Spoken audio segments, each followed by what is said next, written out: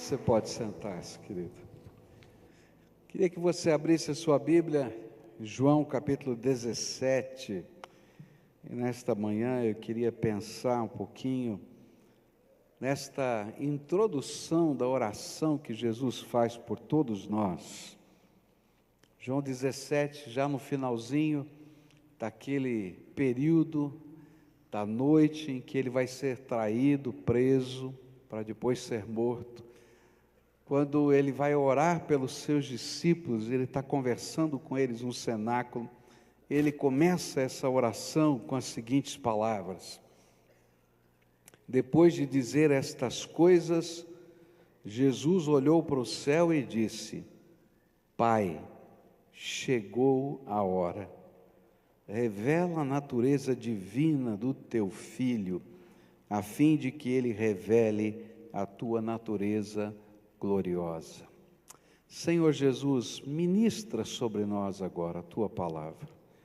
Tua palavra é viva, eficaz, é poderosa, tu conheces os sentimentos e as necessidades de cada pessoa aqui. E nós te pedimos, Senhor, que o teu Espírito revele a tua grandeza, a tua glória, e que o Senhor mesmo possa trabalhar os nossos corações. É aquilo que oramos no precioso nome de Jesus. Amém e amém. A oração de Jesus em João 17 tem como pano de fundo, contexto, a expressão desse primeiro verso, quando Jesus diz: Pai, chegou a hora. E era justamente porque a hora havia chegado que Jesus estava fazendo essa oração. E então, antes da gente estudar propriamente a oração, é preciso que nós entendamos o significado dessa expressão. O que significa chegou a hora? É interessante perceber que esse é um tema que percorre os evangelhos. Essa expressão, chegar a hora ou não chegar a hora, é repetida 18 vezes nos 4 evangelhos. E só no evangelho de João, 13 vezes, aparece em todo o livro, mostrando para a gente que esse era um tema que os evangelistas tinham em sua mente, guardavam no seu coração e podiam entender depois dos fatos o contexto que envolvia a oração que Jesus havia feito. E a pergunta que nós gostaríamos de fazer é: o que significa chegou a hora?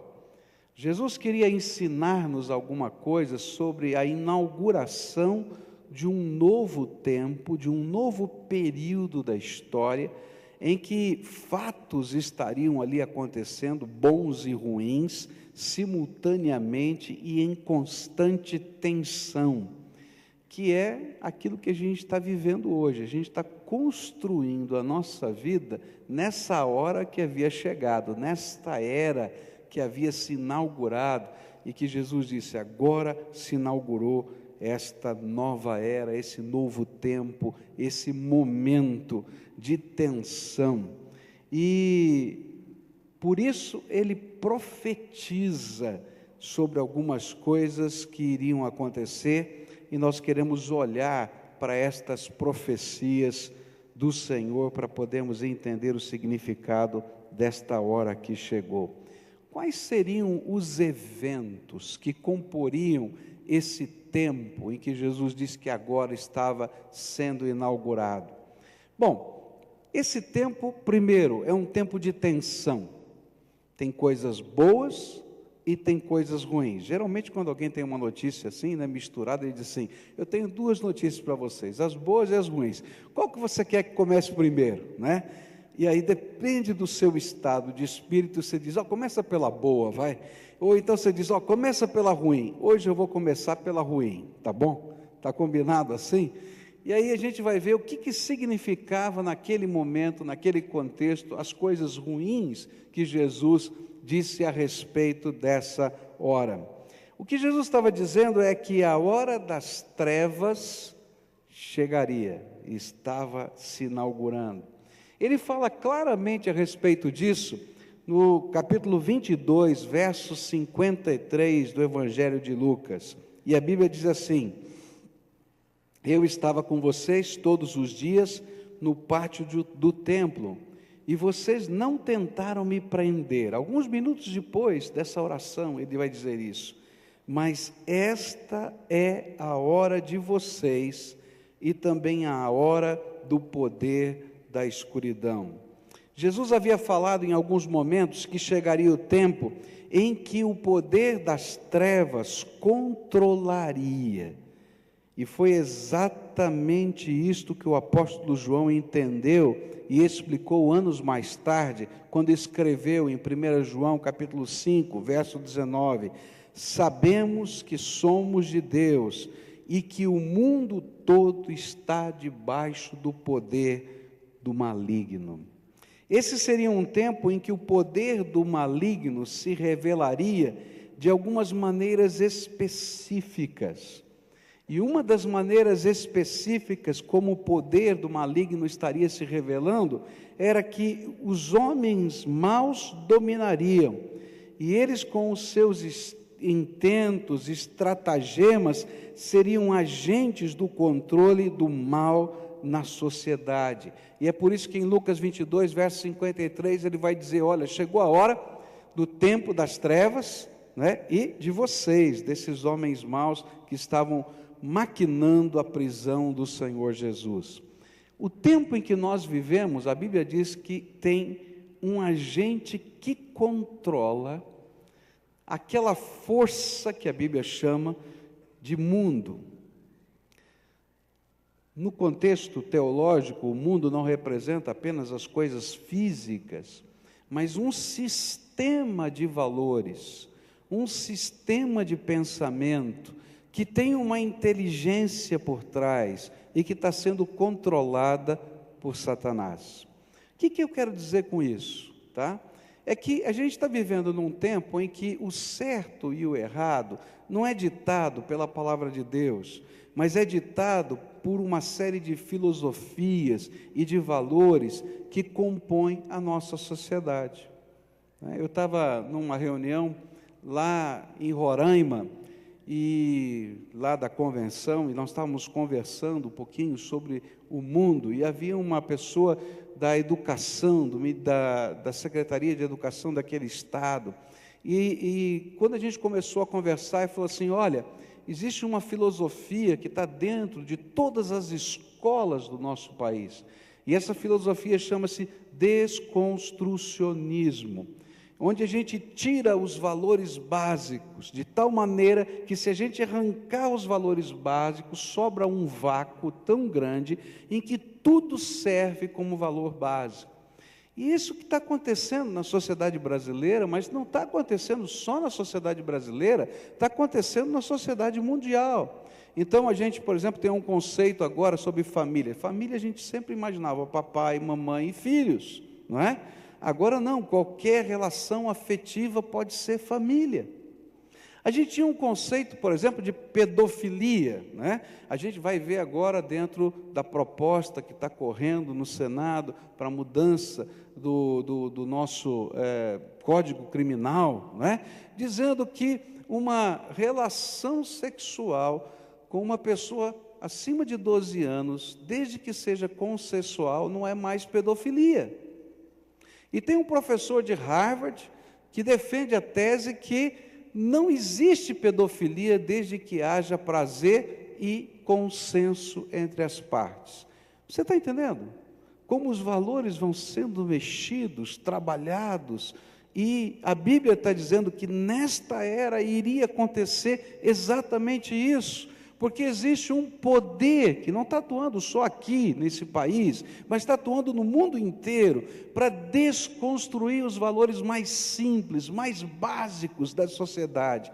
E esse poder é o próprio inimigo, que trabalha nas filosofias, nos pensamentos, e vai construindo fortalezas no nosso entendimento.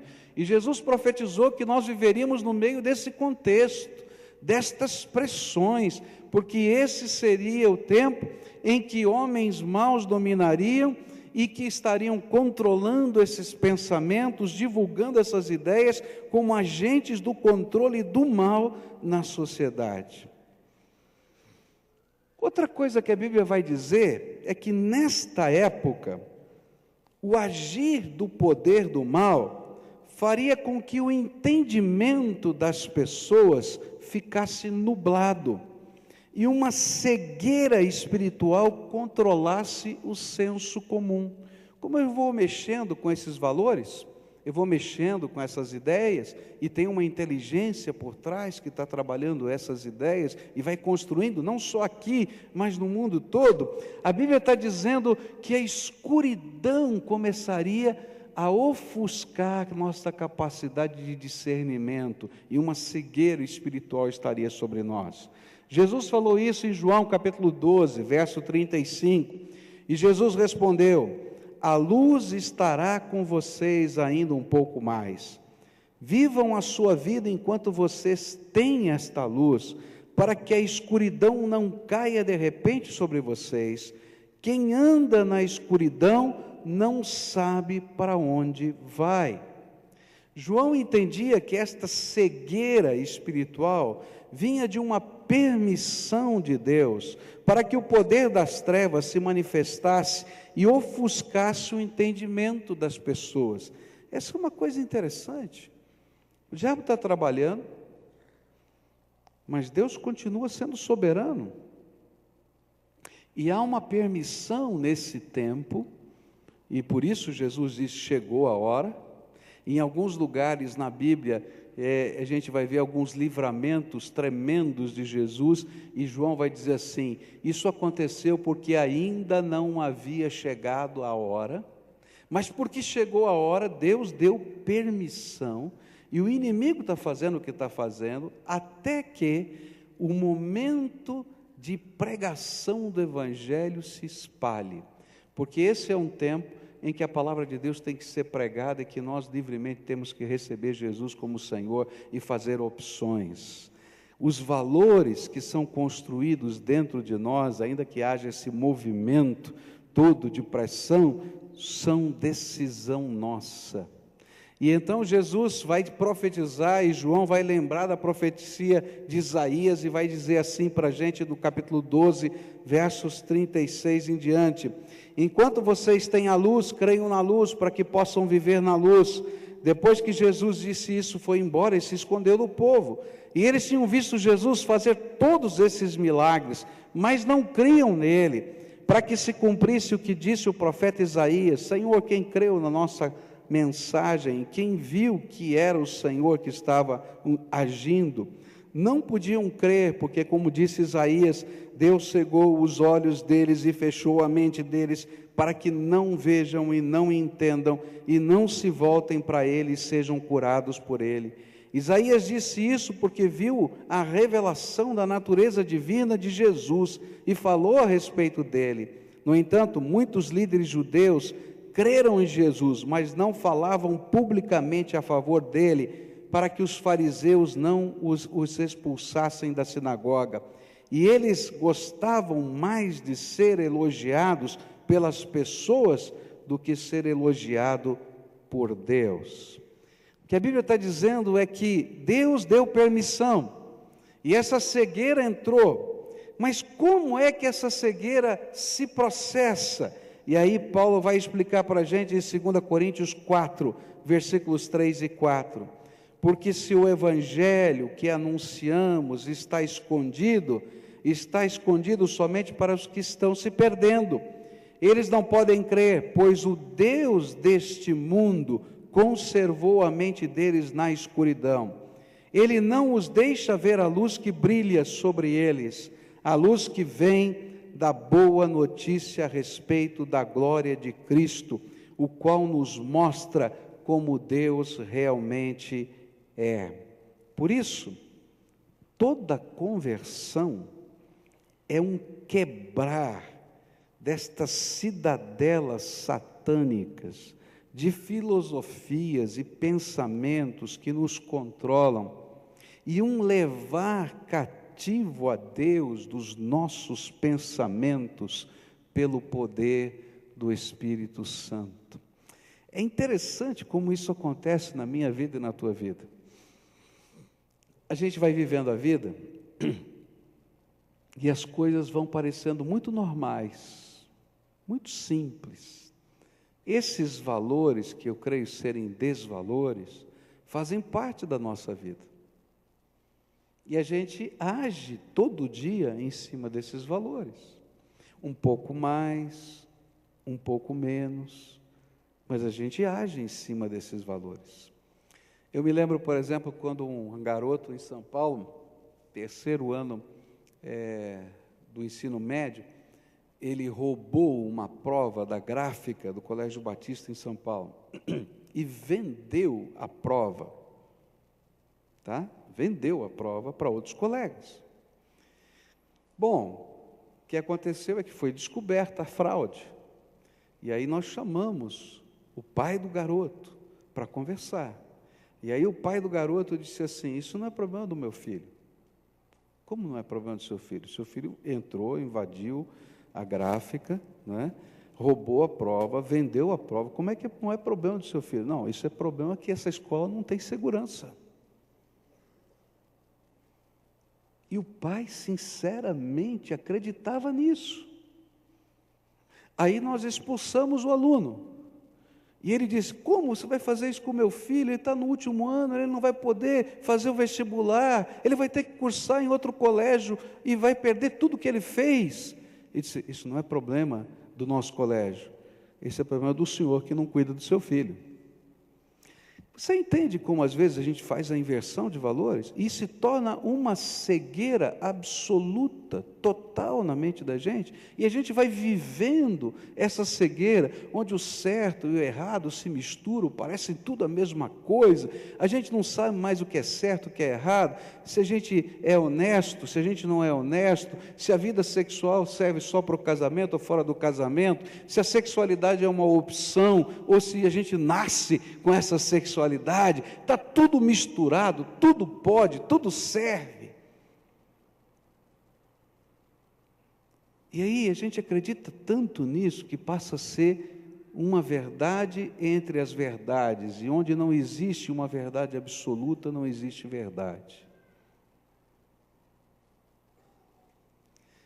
Aí vem a graça de Deus, porque a Bíblia fala que essa cegueira espiritual, porque ela é espiritual, ela é imputada por Satanás com essas filosofias que se tornam uma cidadela, uma fortaleza na nossa mente. E aí, pelo poder do Espírito, nós somos tocados. E nós conhecemos a verdade de Jesus, por isso Jesus disse: eu sou a verdade. E nós começamos a ser confrontados com essa verdade. E sabe como é que se processa a conversão? Quando pela fé em Cristo Jesus, nós depomos pela nossa vontade todas essas conceitos, filosofias, valores, desvalores, aos pés do Senhor Jesus. E aí essa cidadela é quebrada, essa fortaleza é quebrada pelo poder do Espírito Santo. E a nossa mente é levada agora cativa pelo Espírito, à presença de Deus, para servirmos a Deus e aplicarmos no nosso coração e na nossa vida os valores de Deus. E para mim essa é a grande diferença entre a religião e a conversão. Na religião, eu sempre estou tentando compatibilizar os dois mundos. Eu tento pegar tudo isso que está sendo ensinado aí pela vida e tento achar um jeito de compensar isso com uma prática litúrgica.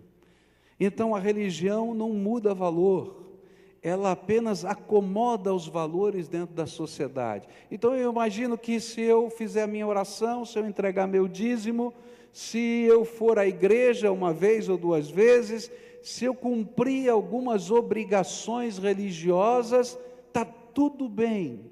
Quando na verdade não está bem, sabe por quê? Porque ainda a nossa mente está aprisionada àqueles desvalores. Agora, o que acontece quando Jesus de fato entra dentro da minha vida?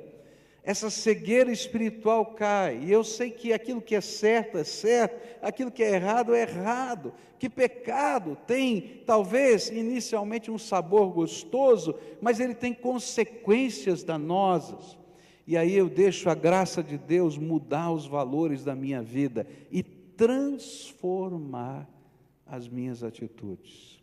E olha só o que a palavra de Deus fala a respeito disso, em 2 Coríntios, capítulo 10, versículos 4 e 5, as armas com as quais lutamos não são humanas, ao contrário, são poderosas em Deus para destruir fortalezas. Destruímos argumentos e toda pretensão que se levanta contra o conhecimento de Deus, e levamos cativo todo pensamento para torná-lo obediente a Cristo. Esse seria o tempo em que esse conflito estaria acontecendo, trevas e luz.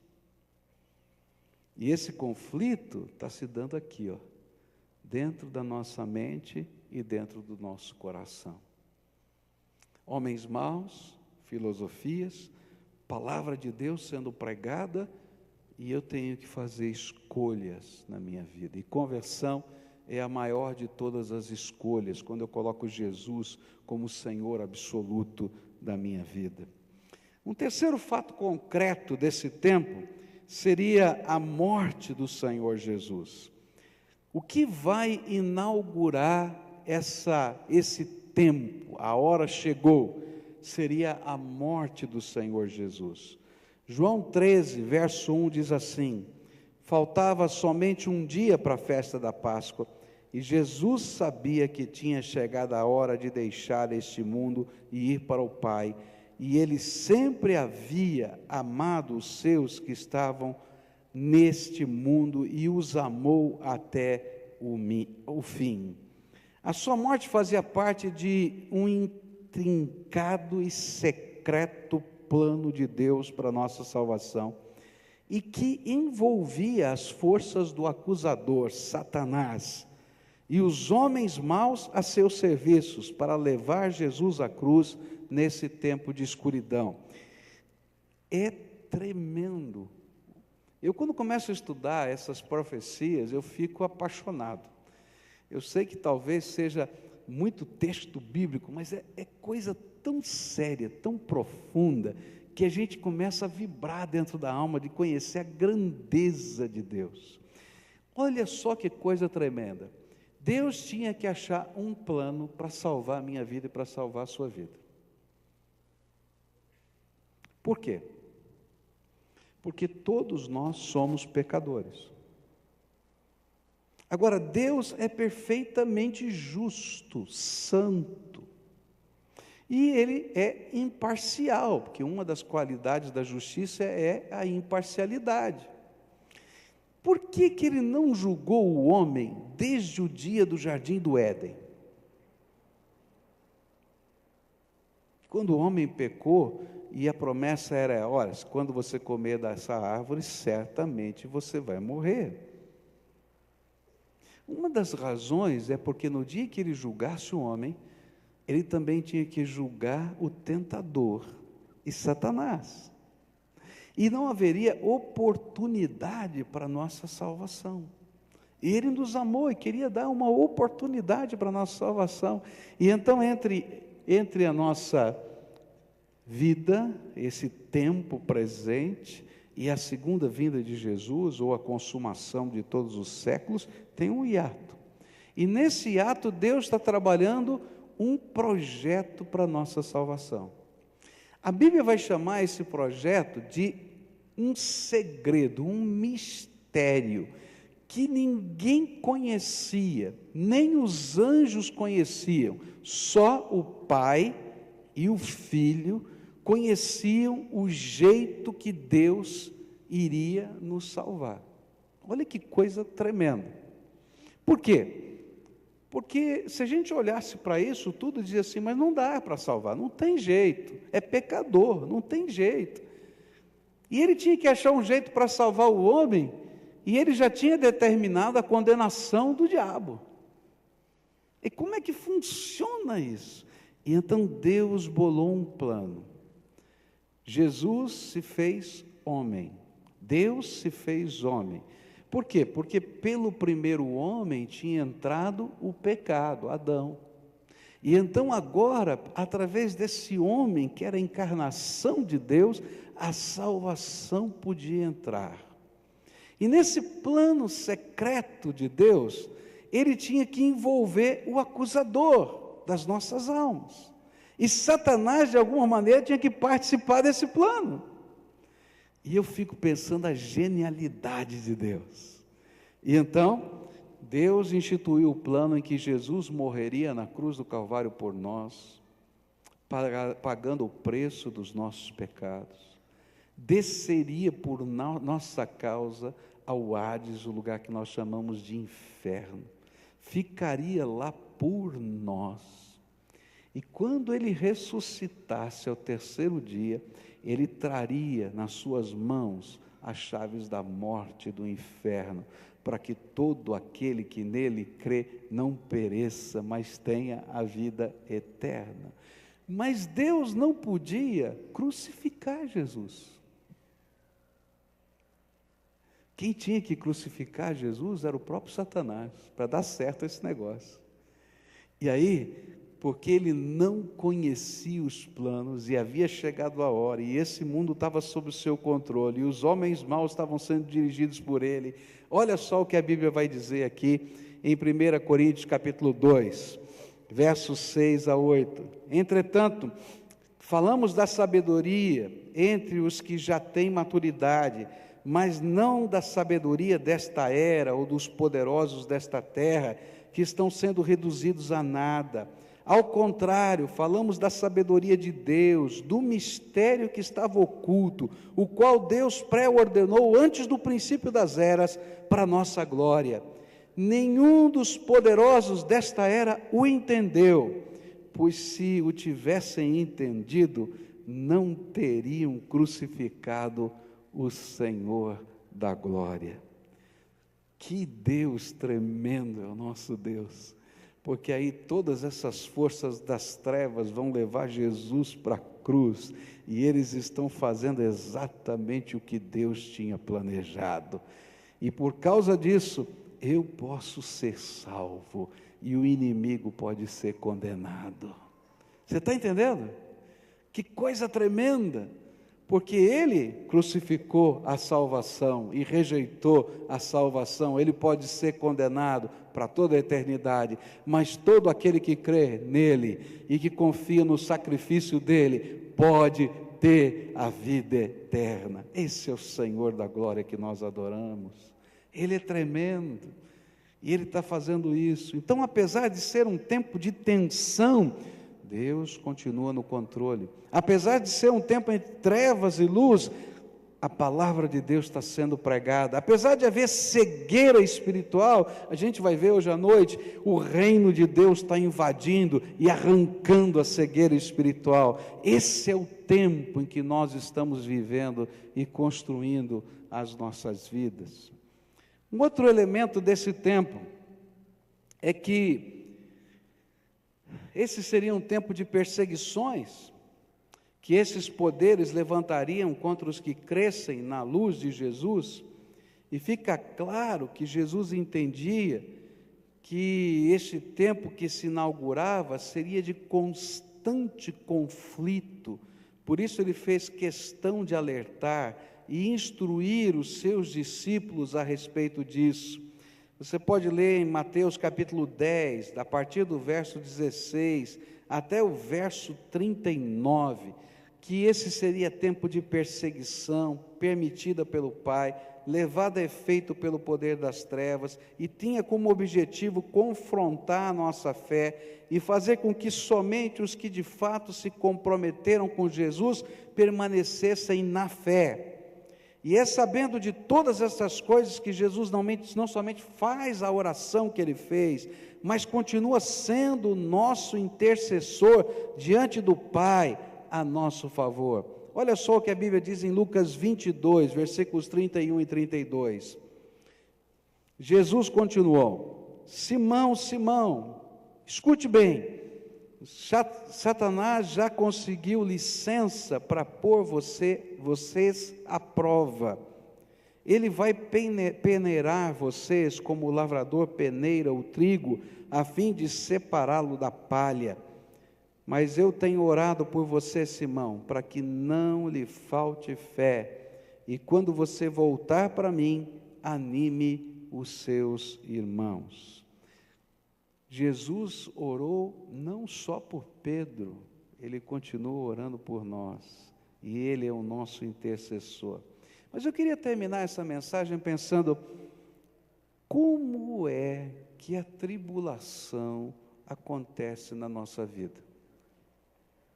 Quais são as ferramentas que o inimigo usa para efetuar a tribulação? A gente sabe que a perseguição é uma delas, mas não é a única. E a gente já falou dela semana passada. Quais são as outras ferramentas que ele usa? E eu queria terminar lembrando para vocês a parábola que Jesus falou dos solos. E você vai perceber como o inimigo está testando a sua fé hoje. Olha só o que a Bíblia diz. A Bíblia diz assim, a partir de Mateus 13, verso 18 em diante: Então escutem e aprendam o que a parábola do semeador quer dizer. As pessoas que ouvem a mensagem do reino, mas não entendem, são como as sementes que foram semeadas na beira do caminho. O maligno vem e tira o que foi semeado do coração delas. Primeira maneira é cegueira espiritual. A semente é lançada e eu não compreendo. Eu sou até tocado pelo Espírito, mas eu não quero mudar os meus valores. Sabe o que acontece?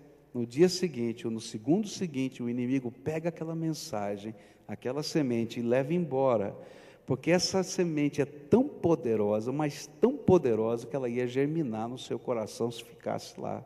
Então ele tem que arrebatar, você vai esquecer, você vai deixar para trás. E essa é uma maneira como o inimigo trabalha na nossa vida. O Espírito de Deus vai falando conosco, a gente resiste à voz do Espírito, e o inimigo leva embora a mensagem para não ficar mais no nosso coração. A segunda maneira, diz assim: as sementes que foram semeadas onde havia muitas pedras, são as pessoas que ouvem a mensagem e aceitam logo com alegria, mas duram pouco, porque não têm raiz. E quando por causa da mensagem chegam os sofrimentos e as perseguições, elas logo abandonam a sua fé. Ele diz que uma outra maneira que o inimigo está trabalhando hoje na minha vida e na sua vida, é que essa mensagem é lançada no coração, eu creio, eu confio, mas quando vem a primeira luta, quando vem a primeira provação, quando vem o primeiro momento em que você está orando e parece que não está funcionando, quando vem o primeiro momento de uma acusação de alguém, quando vem o primeiro momento em que você, quem sabe, recebe uma crítica de alguém que você ama, você desiste de tudo. E a Bíblia diz que você não tem raízes, ou seja, a sua decisão não é parte da sua convicção, é apenas um movimento e uma expressão da vida. Uma decisão que não se compromete, uma pessoa que não se compromete com Jesus, uma pessoa que não se compromete com a palavra de Deus, uma pessoa que não se compromete com o povo de Deus, ele corre o risco de a qualquer tempo, no meio de uma luta, de uma provação, essa semente ser arrancada do coração. Terceira maneira que está aqui, que Jesus ensinou, ele vai dizer assim: outras pessoas são parecidas com as sementes que foram semeadas no meio dos espinhos. Elas ouvem a mensagem, mas as preocupações deste mundo, a ilusão das riquezas, sufocam a mensagem, e essas pessoas não produzem frutos. A terceira maneira é: olha, você recebeu Jesus e tem raiz. Graças a Deus, tá? Mas aí o inimigo vai usar a tática de entulhar a tua vida, para você não crescer espiritualmente. E você vai ter tanta coisa para fazer, você vai ter tanta preocupação, você vai ter tanta coisa que você não tem tempo para ser servo de Deus nessa terra. Não tem tempo para orar, não tem tempo para buscar a palavra de Deus, não tem tempo para exercitar o seu dom, não tem tempo para ser uma pessoa que Deus possa usar com poder nesse mundo. E então você fica com a vida entulhada. E aí, sabe aquelas plantinhas que os japoneses fazem, chamam de bonsai, né? Que a gente pega uma árvore que é imensa, ela fica uma árvore pequenininha, né? Bonitinha até, mas ela não se reproduz e não dá fruto. E aí vai ter um monte de crente que nunca ganhou ninguém para Jesus, nunca discipulou ninguém, nunca levou uma bênção do Senhor Jesus para a vida de outra pessoa. Sabe por quê? Porque não tem tempo. A vida está entulhada. A Bíblia está dizendo que quem está fazendo isso é Satanás, porque se ele não conseguiu arrancar a semente, ele vai fazer você ficar tão improdutivo, porque ele sabe que o reino de Deus está crescendo, e a hora que o reino de Deus cumprir toda a sua tarefa, todos os inimigos, inclusive ele, serão colocados debaixo dos pés do Salvador Jesus, e o reino vai ser devolvido ao Pai, e vai chegar o fim de todas as coisas. E ele sabe que os seus dias estão contados, e ele está tentando ganhar tempo. E sabe como ele tenta ganhar tempo? Fazendo você virar um crente imaturo, não cheio do Espírito, não produtivo para o reino de Deus, que não consegue ser uma bênção, não por nada de errado, simplesmente porque está com a vida entulhada. Nessa manhã, nós vamos celebrar a ceia do Senhor daqui a pouquinho, e a gente vai lembrar a oração que Jesus fez.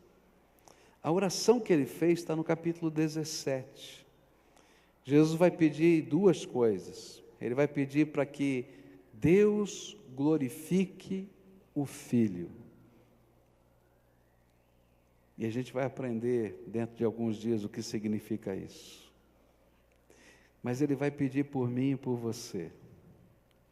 E ele vai pedir para que nós não sejamos esse tipo de crente que não tem maturidade para ser uma bênção nessa terra.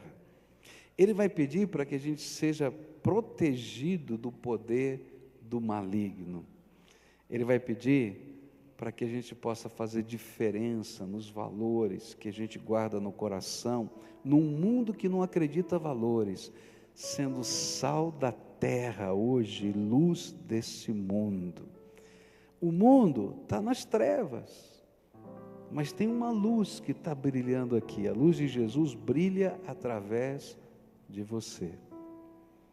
A luz de Jesus brilha através de pessoas que Ele pode usar, que Ele pode colocar nos lugares certos, que vão resistir ao poder do mal. E a promessa do Senhor é essa: resistir ao diabo e ele fugirá de vós. É por isso que a gente vai aprender hoje à noite que quando o reino de Deus vai entrando num lugar, numa casa, numa vida, a luz entra, as trevas desaparecem, elas não conseguem permanecer. E apesar de a gente viver num mundo de tensão, a luz de Deus está presente, e ela vai encher essa terra, assim como as águas enchem o mar, diz a palavra de Deus. E nós fazemos parte desse projeto de Deus. Hoje, quando vamos celebrar a ceia do Senhor, eu queria convidar você, como servo do Senhor, a entender a hora que você vive, o momento que você vive. É um momento de tensão, não é um momento de tranquilidade, não é um momento sereno, Essas tensões fazem parte da vida todo dia. Você tem que tomar decisões todo dia? Todo dia essas tensões fazem parte. Esses valores do reino vão ser testados na tua vida todo dia. Alguns vão olhar para nós e vão dizer que a gente é maluco. Alguns vão olhar para nós e vão dizer que a gente é retrógrado, que a gente não conhece os tempos que a gente está vivendo. Na verdade, a gente conhece muito bem o tempo em que a gente está vivendo. A grande diferença é que Jesus é o Senhor da nossa vida. Agora, toma cuidado, porque se Ele puder arrancar a semente, Ele vai tentar.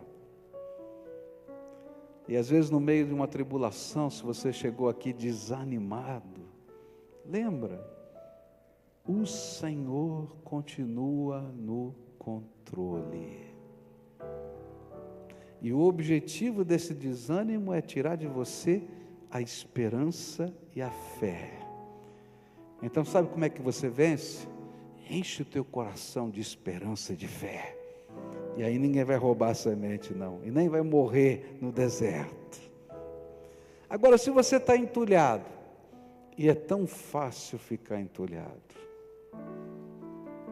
eu tenho que confessar para você que às vezes eu fico entulhado. Então a gente tem que fazer uma revisão na nossa vida e colocar em prioridade o que de fato é prioridade. A gente aprendeu a semana passada um princípio tão tremendo, né?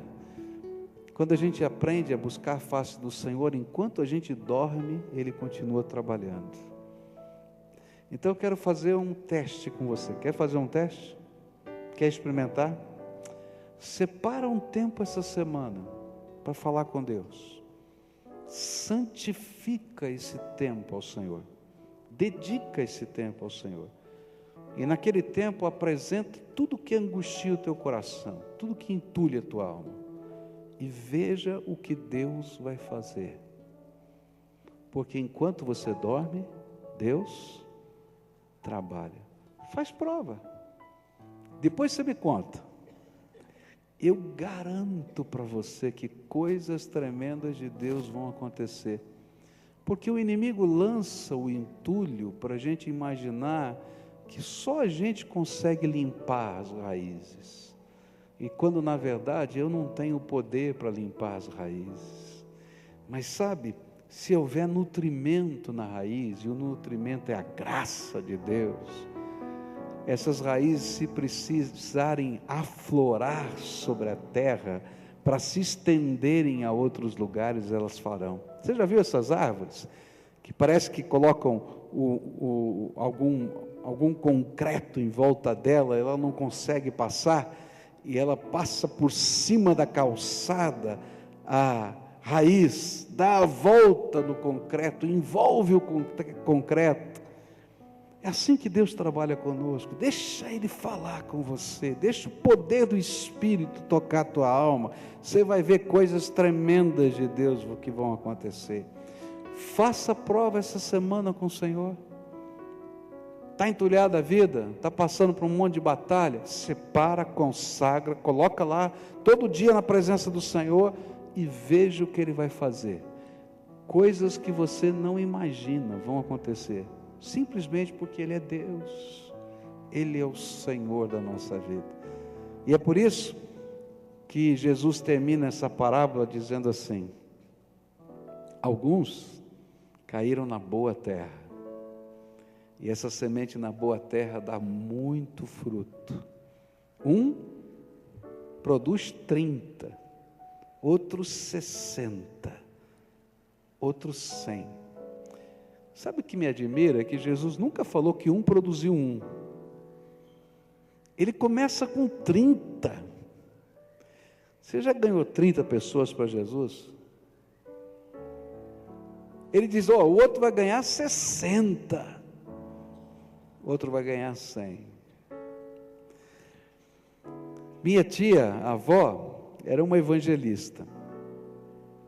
E ela teve uma parada cardíaca, ficou cerca de 45 minutos recebendo massagem cardíaca, o seu filho médico. Ele não queria desistir da mamãe, estava no hospital, a hora que deu a parada cardíaca, os médicos disseram, não dá, não vai voltar, e ele não desistia, não desistia, não desistia. E depois de 45 minutos ela voltou à vida. E voltando à vida, ela compartilhou uma visão que teve nesse período de 45 minutos, em que o Senhor Jesus aparecia a ela e ela era devolvida à vida para completar um projeto. E eu me lembro do dia que ela fez uma festa e convidou 250 pessoas, 245 para ser exato, que ela tinha num caderninho, todas as pessoas que ao longo da sua vida ela tinha ganho para Jesus. Ela pagou a festa, fez os filhos pagarem, pode ter certeza. Fez a festa, contou a sua experiência e disse, olha, o Senhor vai me levar dentro de alguns dias. Eu não sei quanto tempo mais eu vou ficar.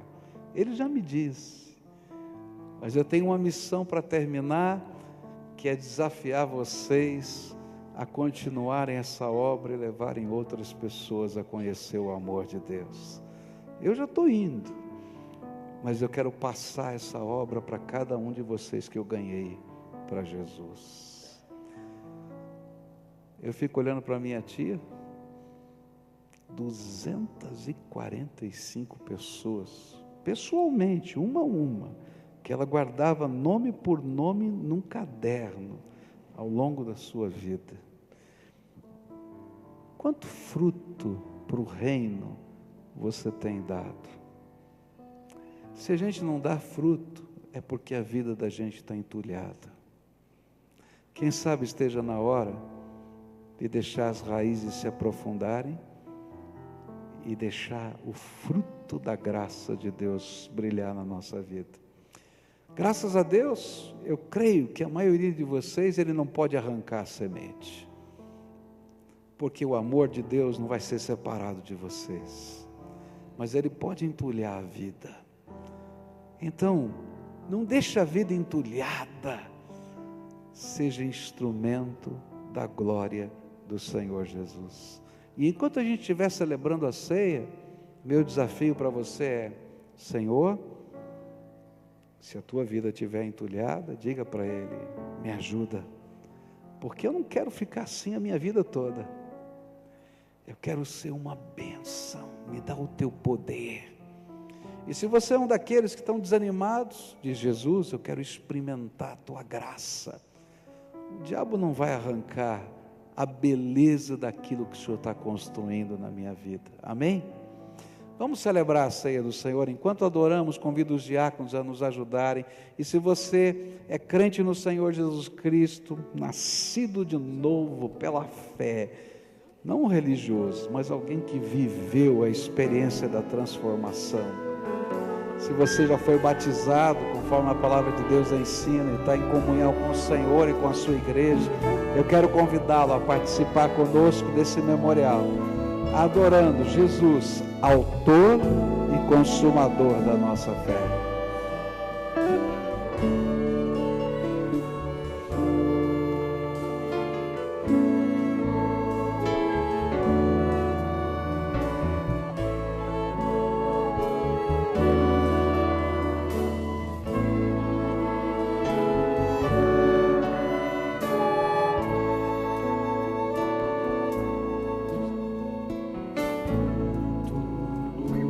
Ama Jesus, todos ama Jesus, o nosso Deus morreu.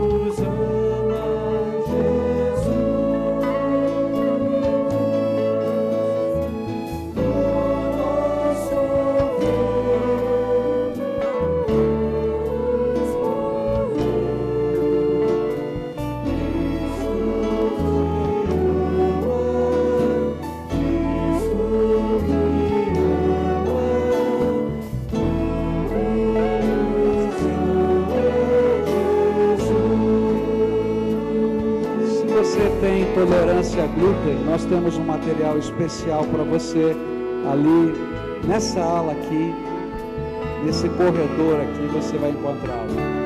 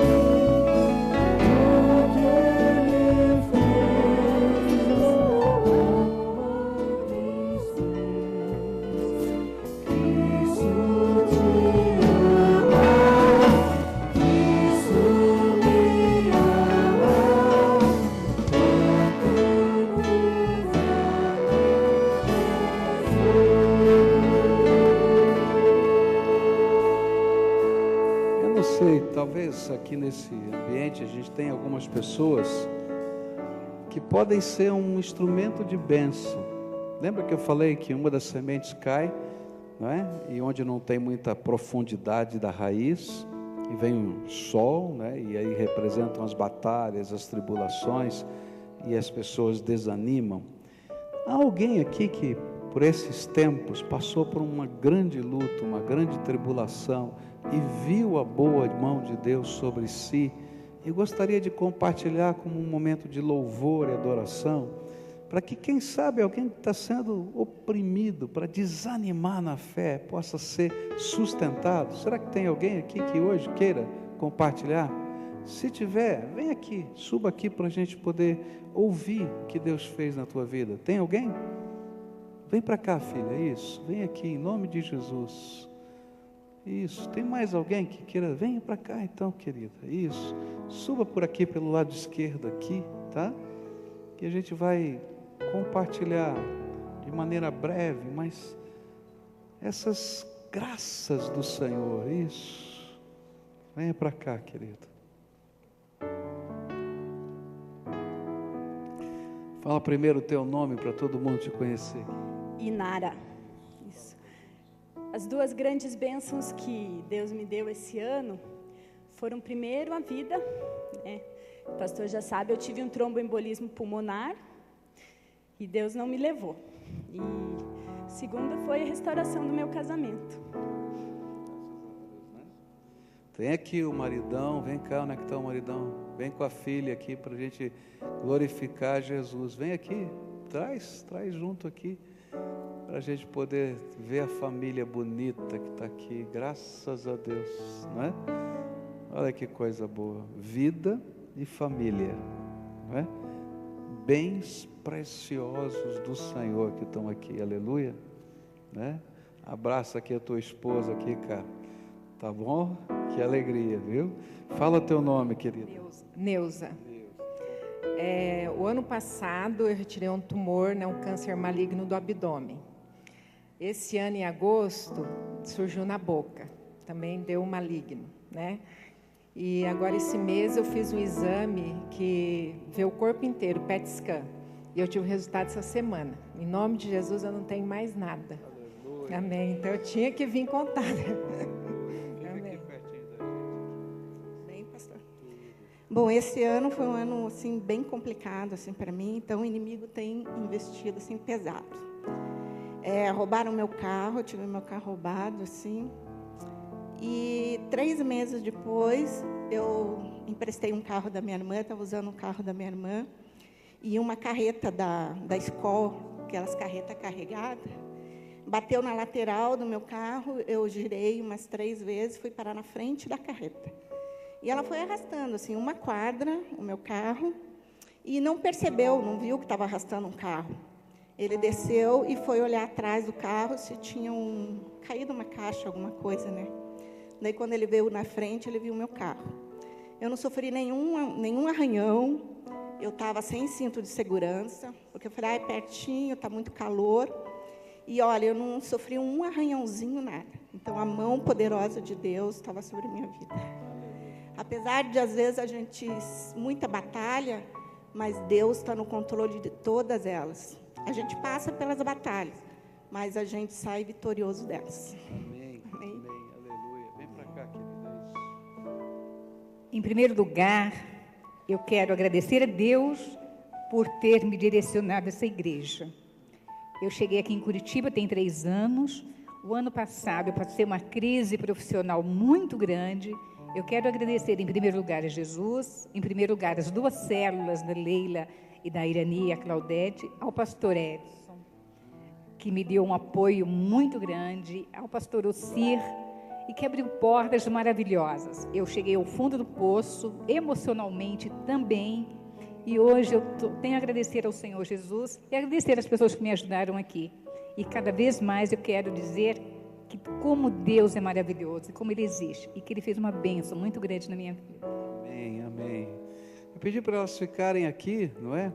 Para a gente agradecer ao Senhor, não é? Primeiro eu tenho que perguntar, alguém deixou de ser servido do pão e do vinho? Por favor, se manifeste assim para a gente saber. Eu acho que todos foram servidos. Eu não sei se eu tenho pão e vinho aqui. Tem aqui, olha só, ficou aqui, está ótimo, tá?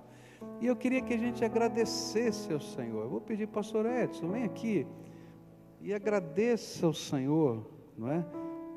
Não só por essas vidas que estão aqui, mas porque tem tantas outras aqui espalhadas, que a gente sabe que o inimigo, tempo de tensão, nesse mundo atribulado que a gente vive, mas o Senhor é por nós. Vale a pena andar com Jesus. E hoje à noite você vai ouvir o outro lado da história. Eu só falei coisa ruim hoje de manhã, né?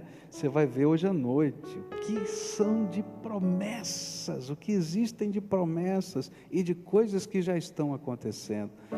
Então, nós vamos agradecer ao Senhor aqui. Senhor, somos gratos a Ti, ó Deus, pelas muitas e muitas bênçãos recebidas.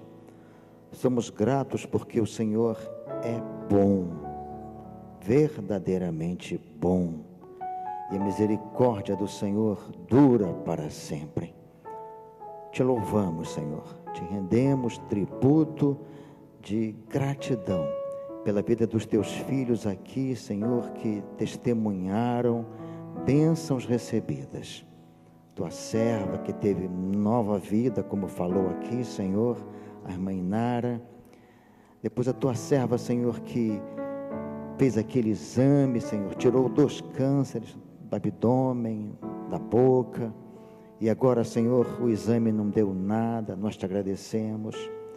Tua serva que sofreu um acidente com o carro, ó Deus, e pela tua graça ela está completamente, ó Deus, intacta de qualquer ferimento. A irmã Ione, Senhor, que temos caminhado com ela, Senhor, que já teve tanta coisa, Senhor, mas precisou perder tudo para te conhecer e para ser uma nova criatura em Cristo Jesus. E talvez, ó Deus, as histórias se repitam aqui no meio da tua igreja aqui presente, Senhor, e nós te agradecemos, porque apesar de tudo, o Senhor continua sendo bom, misericordioso. Obrigado por esses testemunhos, e que eles possam, ó Deus, impactar vidas para te conhecerem. Obrigado também, ó Deus, pelo pão que estaremos comendo agora, que nos faz voltar o olhar ao Calvário, e ali vermos o Senhor sendo crucificado, tomando sobre si os nossos pecados, a maldição que estava sobre nós. Em nome deste Jesus maravilhoso que nós oramos. Amém. Queria convidar você a comer desse pão, agradecido ao Senhor Jesus.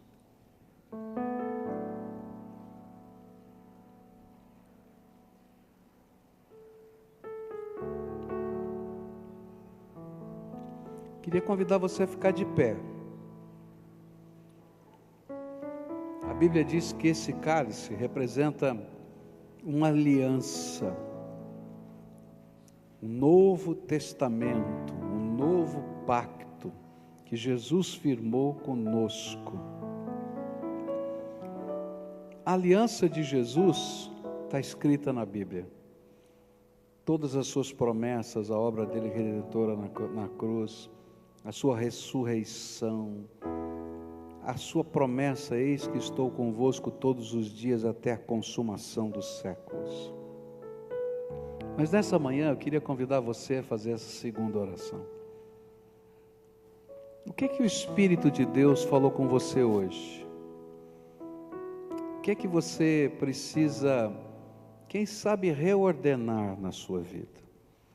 Às vezes a gente imagina que o ajuste é muito pequeno, mas porque é tão pequeno, a gente não faz. Só que 1 grau, quando a gente vai caminhando, à medida que a gente dá um passo, 2, 3, 5, 10, desviam a gente do caminho, pode ser até quilômetros de distância.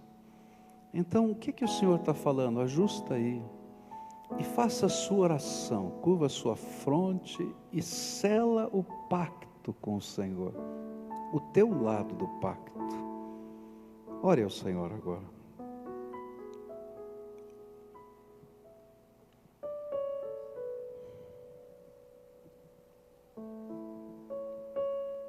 Agora beba desse símbolo do pacto.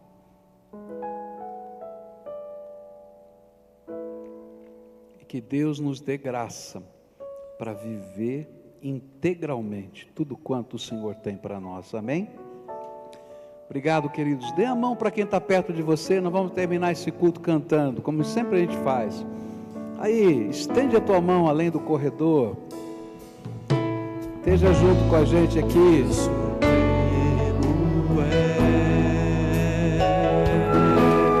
Deus, somente Deus.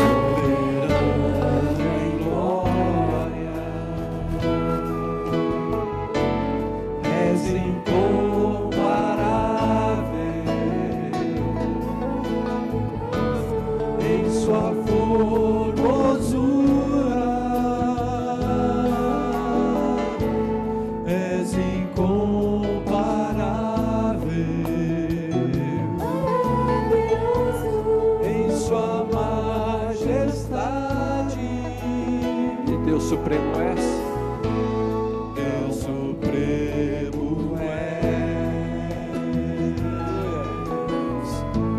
soberano em glória,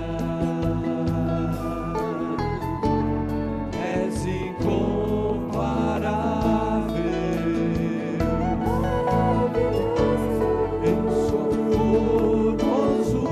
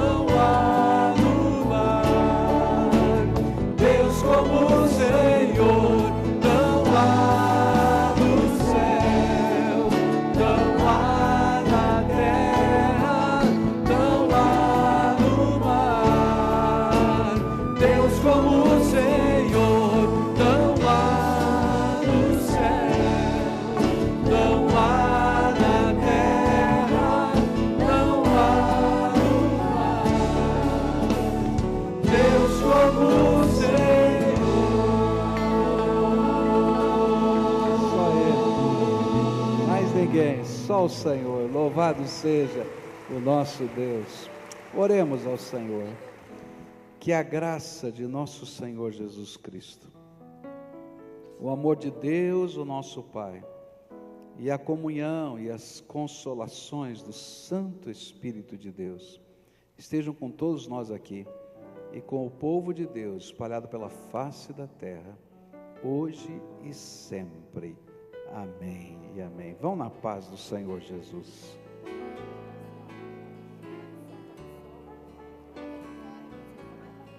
If I surveyed all the good things that come to me from above, if I count all the blessings